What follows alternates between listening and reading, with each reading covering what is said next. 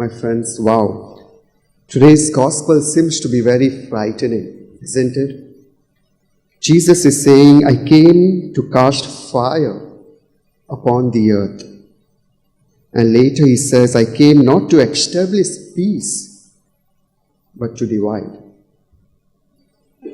My friends, if you read these words, or perhaps if you read the gospel in a literal sense, I'm sure our faith will be shattered.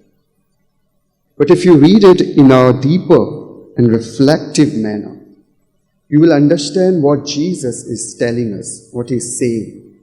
He's telling us the purpose of his mission by using the images of fire, baptism, and division.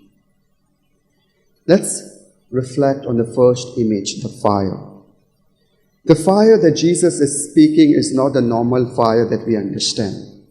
He's speaking of the fire of the Holy Spirit. And it is the same, the fire of the Holy Spirit we have received at the time of our baptism. The fire of the Holy Spirit renews us, purifies us. It helps us to change our life. The fire of the Holy Spirit burns our own human misery. It burns our own sinfulness, our sinful habits, and our shortcomings, and transforms us and makes us people of love, compassion, merciful, and hope. And this is why Jesus wants this fire of Holy Spirit to be with us in our lives and in our hearts. And therefore, Jesus wants us to change our ways, to change our life, to change our sinful paths, sinful life. And it calls for conversion. And that's the first image Jesus is speaking, the fire of the Holy Spirit. And the second image is division. Jesus says, do you think that I came to bring peace to earth? No. I came to establish not peace, but rather division.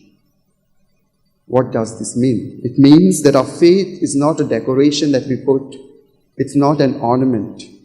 Our faith is not like decorating a cake with a cream, but our faith is about choosing God's ways, God's path. It means being like Jesus. It means being more like Jesus, like loving, compassion, and hopeful. And Jesus did not come to divide people, but rather to establish the criteria between good and evil. Whether he's asking us whether you are living for yourselves or you are living for God or for others. Whether you are living to be served or to serve others. Whether you are listening to your egos or you are listening to God. St. Ignatius of Loyola, founder of the Church, rightly puts it in his meditation on the two standards. He's asking us whether you choose to stand under the banner of Christ or whether you choose to stand under the banner of Satan. So let us ask ourselves, what do I choose? Do I choose God or worldly desires?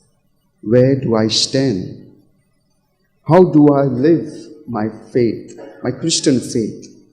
Whether I live my Christian faith joyfully or with sadness. So during this Eucharistic celebration, let us ask our Lord to give us the grace to always fix our gaze on Jesus and to follow him every day in our lives. Amen.